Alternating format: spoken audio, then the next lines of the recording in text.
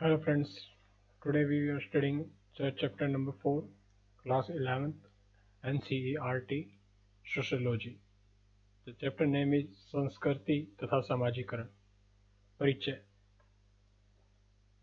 समाज की तरह संस्कृति शब्द भी बार बार तथा कभी कभी अस्पष्ट ढंग से प्रयोग किया जाता है. इस अध्याय में इसे स्पष्ट रूप से परिभाषित करने तथा इसके विभिन्न पक्षों का मूल्यांकन करने का प्रयास किया गया है.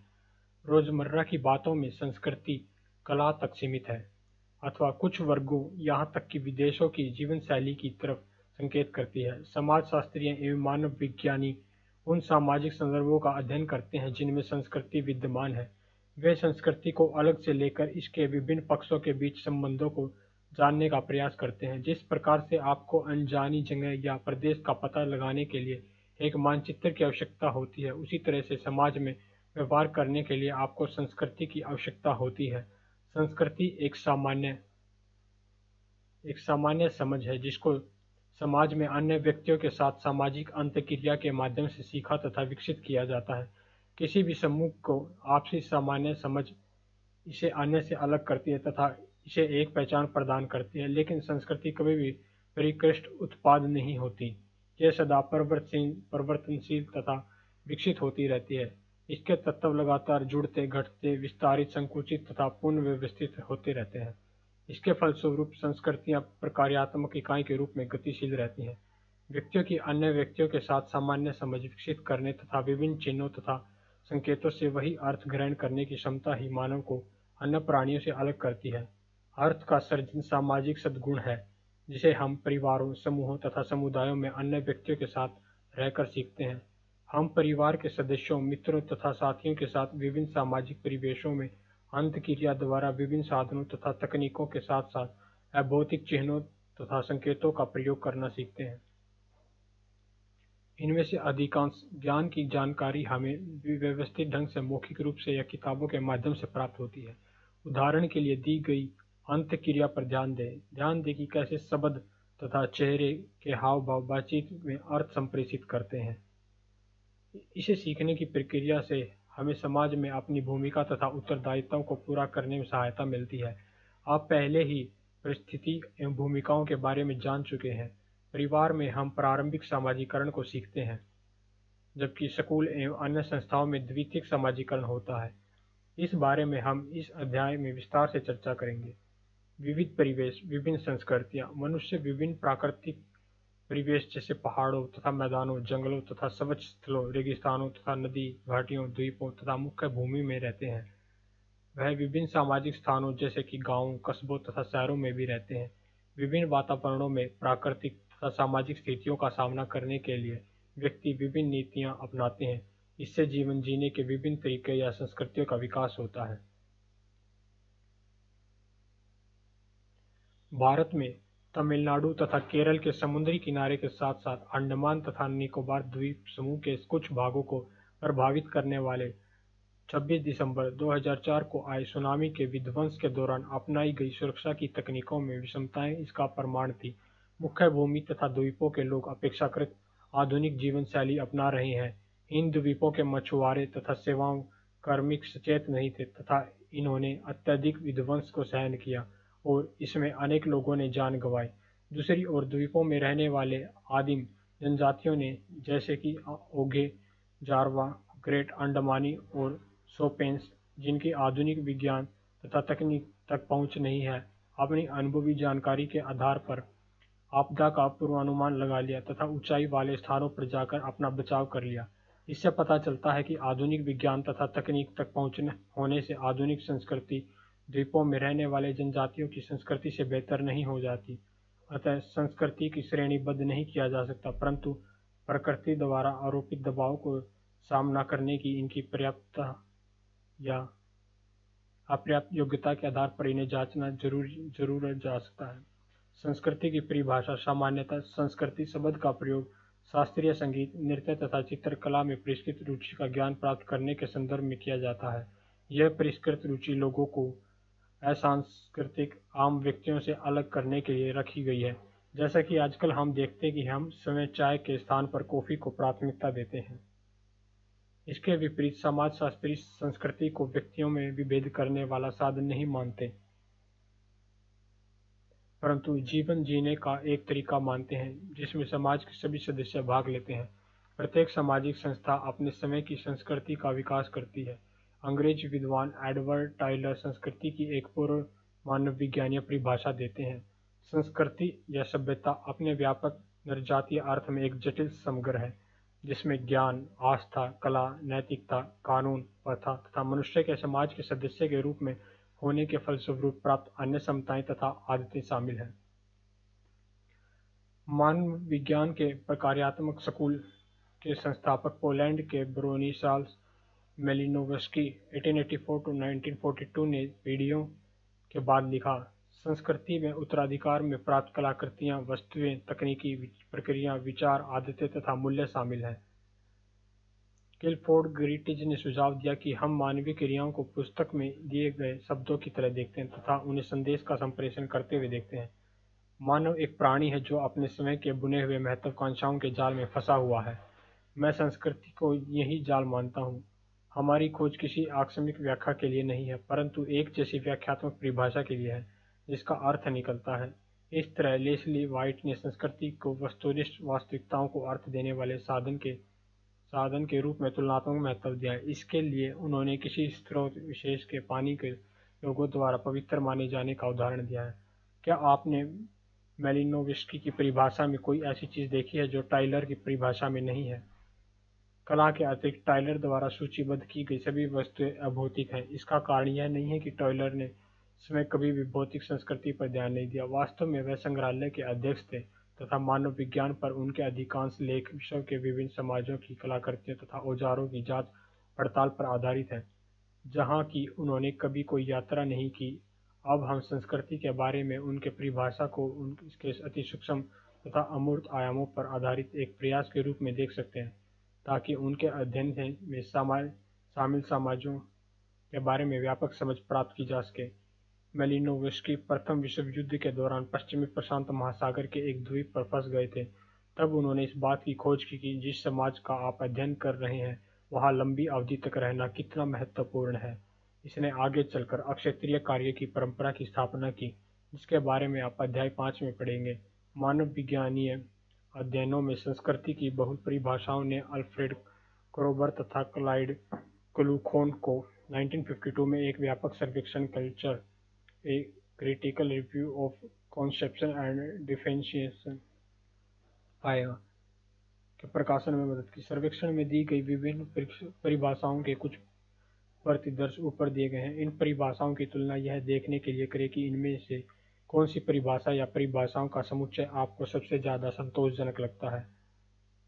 आप शायद सबसे पहले बार बार प्रयुक्त शब्द, तरीका, सीखना तथा व्यवहार को पाएंगे। हालांकि यदि आप यहाँ ध्यान से देखेंगे तो प्रत्येक शब्द का प्रयोग कैसे किया जाता है तो अर्थों के बदलाव को पाएंगे। पहली परिभाषा मानसिक तरीकों की बात करती है, जबकि दूसरे जीवन के संपूर्ण तरीकों की बात करती है। परिभाषाओं में संस्कृति के उस पक्ष पर बल दिया गया है जो समूहों में तथा पीढ़ियों में आपस में बटी जाती है तथा हस्तांतरित होती रहती है। अंतिम दो परिभाषाओं में पहली बार संस्कृति को व्यवहार निर्देशित करने के साधनों के रूप में दर्शाया गया है। संस्कृति शब्द वाले उन वाक्यों की सूची बनाएं जो आपने सुनी हो। अपने मित्रों तथा परिवार से संस्कृति का अर्थ पूछिए। संस्कृतियों के बीच अंतर के लिए उनके मानदंड क्या हैं? संस्कृति के आयाम। संस्कृति के 3 आयाम प्रचलित हैं। संज्ञानात्मक, इसका संदर्भ हमारे द्वारा देखे या सुने गए को व्यवहार में लाकर उसे अर्थ प्रदान करने की प्रक्रिया के सीखने से है। अपने मोबाइल फोन की घंटी को पहचानना, किसी नेता के कार्टून की पहचान करना। मानकीय, इसका संबंध आचरण के नियमों से है। अन्य व्यक्तियों के पत्रों को न खोलना, निधन पर अनुष्ठानों का निष्पादन। भौतिक, इसमें भौतिक साधनों के प्रयोग से संभव कोई भी क्रियाकलाप शामिल है। भौतिक पदार्थों में उपकरण या यंत्र भी शामिल है। उदाहरणार्थ इसमें इंटरनेट, चैटिंग, जमीन पर कॉलम बनाने के लिए चावल के आटे का उपयोग शामिल है। आपको ऐसा लग सकता है कि भौतिक संस्कृति विशेष रूप में कला के बारे में हमारी समझ संज्ञानात्मक तथा मानवीय क्षेत्रों में जानकारी प्राप्त किए बिना अधूरी है। यह सही है कि सामाजिक प्रक्रिया के बारे में हमारी विकासशील समझ इन सभी क्षेत्रों की जानकारी से बनेगी, परंतु हम पाएंगे कि एक समुदाय में जहाँ कुछ लोगों की साक्षरता की संज्ञानात्मकता निपुणता प्राप्त है, वहाँ पर आप वास्तव में निजी पत्तर अन्य व्यक्तियों द्वारा पढ़ा जाना एक नियम सा बन गया है। परंतु जैसा कि हम नीचे पाएंगे, इनमें से प्रत्येक क्षेत्र पर अलग अध्ययन महत्वपूर्ण अंतर्दृष्टियां उपलब्ध कराता है।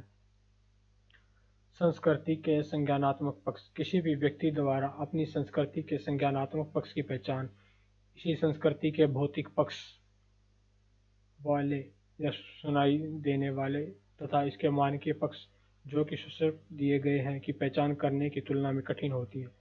संज्ञान का संबंध समझ से है। अपने वातावरण से प्राप्त होने वाली समझ सूचना का हम कैसे उपयोग करते हैं। साक्षर समाजों में विचार किताबों तथा दस्तावेजों में दिए होते हैं, जो पुस्तकालयों, संस्थाओं या संग्रहालयों में सुरक्षित रखी जाती हैं। परंतु निरक्षर समाजों में दंतकथाएं या जनश्रुतियां याददाश्त में रहती हैं तथा मौखिक रूप से में हस्तांतरित की जाती हैं। वहाँ मौखिक परंपरा के विशेषज्ञ होते हैं, जिन्हें अनुष्ठानों या उत्सवों के अवसर पर यह सब सुनने तथा याद रखने का प्रशिक्षण दिया जाता है। आइए विचार करें कि लेखन कैसे कला के उत्पादन तथा उपभोग को प्रभावित कर सकता है। वाल्टर ओंग ने अपनी प्रभावी पुस्तक ओरिएंटल एंड लिटरेसी में 1971 में हुए एक अध्ययन के बारे में बताया, जो यह बताता है कि लगभग 3000 विद्यमान भाषाओं में केवल 78 में साहित्य उपलब्ध है। ओंग सुझाव देते हैं कि अलिखित सामग्री की कुछ निश्चित विशेषताएं होती हैं। इसे याद रखने हेतु आसान बनाने के लिए इसमें शब्दों को बार बार दोहराया जाता है। किसी भी अनजानी संस्कृति के लिखित विवरण के पाठकों की तुलना में मौखिक क्रिया को श्रोता आसानी से ग्रहण करता है तथा समझता है। मूल पाठ को जब लिखा जाता है तो वह विस्तारित हो जाता है। ऐतिहासिक तौर पर हमारे जैसे समाजों में साक्षरता केवल अधिक सुविधा प्राप्त व्यक्तियों को ही उपलब्ध हुई है। समाजशास्त्रीय अध्ययनों का प्राय इस बात की खोज में सरोकार है कि जिन परिवारों में कोई भी व्यक्ति कभी स्कूल नहीं गया हो, उनके जीवन के लिए साक्षरता को कैसे प्रासंगिक बनाया जाए। इससे अप्रत्याशित उत्तर भी प्राप्त हो सकते हैं, जैसे कि एक सब्जी विक्रेता पूछता है कि उसको वर्ण अक्षर जानने की क्या आवश्यकता है, जबकि वह दिमाग से गणना कर सकता है कि उसके ग्राहक को उसे क्या देना है। समकालीन विश्व हमें अत्यधिक रूप से लिखित श्रव्य एवं दृश्य रिकॉर्ड पर विश्वास करने की छूट देता है। तथापि भारतीय शास्त्रीय संगीत के विद्यार्थियों को अभी भी उनके द्वारा प्राप्त ज्ञान को याद रखने के लिए कहा जाता है और इसे लिखने के लिए हतोत्साहित किया जाता है। हमें अभी भी इलेक्ट्रॉनिक साधनों, बहुविध माध्यमों, मोबाइल तथा इंटरनेट के प्रभाव को पूरी जानकारी नहीं है। क्या आप सोचते हैं कि ये नई प्रणालियां हमारी एकाग्रता की अवधि तथा संज्ञानात्मकता संस्कृति पर प्रभाव डाल सकती हैं? संस्कृति के मानकीय पक्ष। मानकीय पक्ष में लोक रीतियां, लोकाचार, प्रथाएं, परिपाटियां तथा कानून शामिल है। यह मूल्य या नियम वही हैं जो विभिन्न संदर्भों में सामाजिक व्यवहार को दिशा निर्देश देते हैं। समाजीकरण के परिणाम स्वरूप हम प्राय सामाजिक मानकों का अनुसरण करते हैं, क्योंकि हम वैसा करने के आदी होते हैं। सभी सामाजिक मानकों के साथ स्वीकृतियां होती हैं जो कि अनुरूपता को बढ़ावा देती हैं। सामाजिक नियंत्रण के बारे में हम पहले ही अध्याय 2 में चर्चा कर चुके हैं। मानदंड अस्पष्ट नियम है, जबकि कानून स्पष्ट नियम है। फ्रेंच समाजशास्त्री पीरे बोर्दियू ने हमें याद दिलाया है कि जब हम किसी अन्य संस्कृति के मानकों को जानने का प्रयास करते हैं, तो हमें याद रखना चाहिए कि उनमें कुछ अस्पष्ट आपसी समझ होती है। उदाहरण के लिए, यदि कोई व्यक्ति उसे दी गई किसी चीज के लिए आभार व्यक्त करना चाहता है, तो उसे उसकी तत्परता से वापसी उपहार नहीं देना चाहिए, अन्यथा ऐसा दिखाई देगा कि वह मित्रवत व्यवहार के स्थान पर अपना ऋण अदा कर रहा है। कानून सरकार द्वारा नियम या सिद्धांत के रूप में परिभाषित औपचारिक स्वीकृति है, जिसका पालन नागरिकों को अवश्य करना चाहिए। कानून स्पष्ट होते हैं, ये पूरे समाज पर लागू होते हैं तथा कानूनों का उल्लंघन करने पर जुर्माना तथा सजा हो सकती है। यदि आपके घर में बच्चों को सूर्यास्त के बाद घर से बाहर रहने की अनुमति नहीं है, तो यह एक मानक है। यह केवल आपके परिवार के लिए है तथा सभी परिवारों पर लागू नहीं हो सकता। हालांकि यदि आपको किसी दूसरे के घर से सोने की चेन चुराते हुए पकड़ा जाए, तो आपने सार्वभौमिक रूप से स्वीकृत निजी संपत्ति के कानून का उल्लंघन किया है तथा इसके लिए आपकी जांच के बाद सजा के रूप में जेल भेजा जा सकता है। कानून जो राज्य की सत्ता से बनते हैं, वे स्वीकार्य व्यवहार की सबसे अधिक औपचारिक परिभाषा है, जहाँ विभिन्न स्कूल विद्यार्थियों के लिए विभिन्न मानक बनाते हैं। वही कानून उन सभी पर लागू होते हैं जो राज्य की सत्ता को स्वीकार करते हैं। कानून के विपरीत मानक परिस्थिति अनुसार बदल सकते हैं। समाज के प्रभुत्वशाली हिस्से प्रभुत्व वाले मानक लागू करते हैं। अक्सर ये मानक भेदभावपूर्ण होते हैं। उदाहरण के लिए, ऐसे मानक जो दलितों को समान कुएं या यहाँ तक कि पानी के समान स्रोत से पानी पीने की या औरतों को सार्वजनिक स्थानों पर स्वतंत्रतापूर्वक घूमने की अनुमति नहीं देते।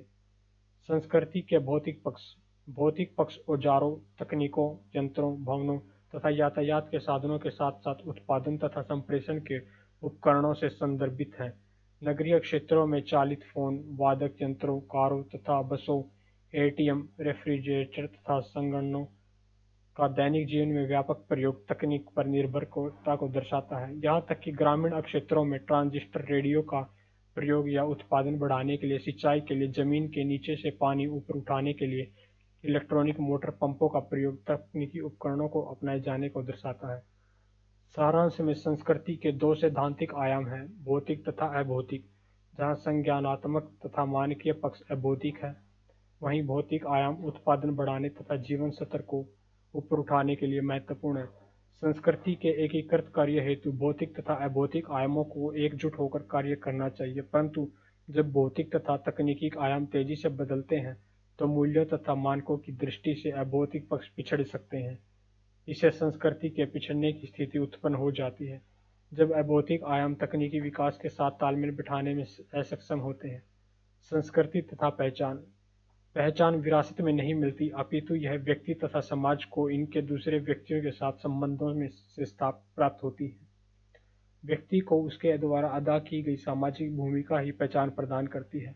आधुनिक समाज में प्रत्येक व्यक्ति बहुविध भूमिकाएं अदा करता है। उदाहरणार्थ, परिवार में व्यक्ति माता पिता या एक बच्चा हो सकता है, परंतु प्रत्येक विशेष भूमिका के लिए निश्चित उत्तरदायित्व तथा शक्तियां होती हैं। भूमिकाओं को प्रभावी बनाना पर्याप्त नहीं होता, इन्हें पहचान तथा मान्यता प्राप्त होनी चाहिए। ऐसा प्राय भूमिका अदा करने वाले व्यक्ति द्वारा प्रयुक्त की जाने वाली भाषा को मान्यता देकर किया जा सकता है। स्कूलों में विद्यार्थियों के पास अपने अध्यापकों, अन्य विद्यार्थियों तथा कक्षा में प्रदर्शनों का उल्लेख करने का अपना तरीका होता है। इस भाषा के सृजन द्वारा, जिसमें कुछ कूट अर्थ भी होते हैं, वे अर्थों और उनके महत्व का अपना संसार बनाते हैं। स्त्रियां भी अपने भाषा बनाने के लिए प्रसिद्ध हैं, जिनके द्वारा वे अपना निजी समय प्राप्त कर लेती हैं, जो कि पुरुषों के नियंत्रण से बाहर होता है। विशेष रूप से ग्रामीण क्षेत्रों में तालाब में स्नान करते समय तथा नगरीय क्षेत्रों में छतों पर कपड़े सुखाते समय एकत्रित होकर। किसी भी संस्कृति की अनेक उप संस्कृतियां हो सकती हैं, जैसे कि संभ्रांत तथा कामगार वर्ग के युवा। उप संस्कृतियों की पहचान शैली, रुचि तथा संघ से होती है। किसी विशेष उप संस्कृति की पहचान उसकी भाषा, कपड़ों, संगीत के विशेष प्रकार के प्रति प्राथमिकता या उनके समूह के अन्य सदस्यों के साथ उनकी अंतःक्रियाओं के प्रकार से की जा सकती है। So guys, we continue the remaining part in the next session. Till that time, thank you so much, and I hope all of you are well. Be care. Bye.